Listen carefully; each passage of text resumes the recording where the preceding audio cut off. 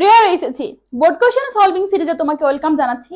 এই সিরিজে আমরা আর্টিকেল নিয়ে কথা বলছি এবং আজকের ভিডিওর মাধ্যমে আপু তোমাকে ঢাকা বোর্ড 2016 সালে আর্টিকেলের উপর যে কোশ্চেনটি এসেছিল সেই কোশ্চেনটি খুব ইজিলি বুঝিয়ে সলভ করে দেওয়ার চেষ্টা করবে ইনশাল্লাহ। অলওয়েজ মাথায় রাখবে আর্টিকেল সলভের ক্ষেত্রে আমাদের পুরো প্যাসেজটা পড়া দরকার নাই, আমাদের যে গ্যাপটা আছে সেই গ্যাপের আগে পড়ে তোমাকে ফোকাস রাখতে হবে। ওকে, এখন কথা হচ্ছে আপু কেন এই কথাটা বললো সেটা তোমাকে এখন আপু এই সলভ করার সময় দেখাই দিবে। দেখো প্রথমে একটু পড়ি, দেখো কি বলা আছে, মাইকেল মধুসূদন দত্ত, বুঝতে পারতেছি মাইকেল মধুসূদন দত্ত নিয়ে বলা আছে। এখন আর কিছু পড়বো না, জাস্ট আমাদের মেন পড়াই যাবো, অর্থাৎ আমরা যে পয়েন্টটা প্রথমে বললাম জাস্ট গ্যাপের আগে পরে দেখবো। দেখো গ্যাপ আছে, বলা আছে পপুলার 9th সেঞ্চুরি। এখন আমরা বুঝতে পারতেছি যে মাইকেল মধুসূদন দত্ত 19 শতকে সাহিত্যে খুবই কি ছিল, জনপ্রিয় ছিল। তাহলে মাইকেল মধুসূদন দত্ত ছিলেন হচ্ছে মানে মধুসূদন দত্ত পপুলার একজন জনপ্রিয় ব্যক্তি ছিলেন, এরকম অর্থ আসছে না। 19 শতকে সে কি ছিলেন, একজন জনপ্রিয় ব্যক্তি ছিলেন। তাহলে একজন অর্থে আমরা এখানে কি ব্যবহার করব, এ। কারণ কি আমাদের যে লেটারটা আছে গ্যাপের পরে সেটার যে ওয়ার্ডটা আছে সেই ওয়ার্ডের ফার্স্ট লেটারটা আছে হচ্ছে কি কনসোনেন্ট, আর কনসোনেন্ট সাউন্ড আসলে আমরা আর্টিকেল এ ব্যবহার করি একটি অর্থে। ক্লিয়ার? এরপরে দেখো হি ওয়াজ ব্রন ইন, গ্যাপ আছে, গ্যাপের পরে কি আছে দেখো তো, সাগরদাড়ি।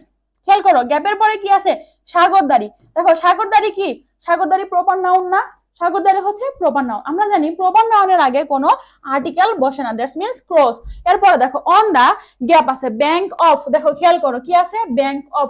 তাহলে এটা আমাদের কি আছে বলতো, নাউন ফ্রেজ আসতে আসতে না, নাউন ফ্রেজ চলে আসতে। আমরা জানি নাউন ফ্রেজের আগে কি বসে, দি বসে। এরপর আছে গ্যাপ, গ্যাপের পরে আছে কি কপোতাক্ষ রিভার, বলাই আছে কপোতাক্ষ রিভার, কপোতাক্ষ নদ বা নদী, কপোতাক্ষ নদ, তাই না? আমরা জানি কপোতাক্ষ হচ্ছে একটা নদ। দেখো রিভার বলা আছে, আমরা জানি নদ নদী, সাগর, উপসাগর, মহাসাগর এগুলোর পূর্বে অলওয়েজ কি বসে, অলওয়েজ দি বসে। ক্লিয়ার? এরপরে দেখো গ্যাপ ভিলেজ ইন কেশবপুর উপজেলা আন্ডার যশোর ডিস্ট্রিক্ট। একটু খেয়াল করে কি আছে, ভিলেজ ইন কেশবপুর, অর্থাৎ এই কপোতাক্ষ নদীটা হচ্ছে কি কেশবপুর, ভিলেজ ইন কেশবপুর, কেশবপুর উপজেলার আন্ডারে যশোর ডিস্ট্রিক্টের মধ্যে পড়বে, বা যশোর ডিস্ট্রিক্টের আন্ডারে কেশবপুর উপজেলার একটি গ্রাম। একটি অর্থ আমরা এখানে কি ব্যবহার করব, আবার এ ব্যবহার করব, কারণ আমাদের যে পরের লেটারটা আছে, ওয়ার্ডটা আছে, সেখানে হচ্ছে আমাদের লেটারটাই হচ্ছে কি দিচ্ছে না, ভাওয়েল সাউন্ড দিচ্ছে না, কনসোনেন্ট সাউন্ড দিচ্ছে। ক্লিয়ার? এরপর দেখো ফ্রম, গ্যাপ আছে আর্লিয়েস্ট।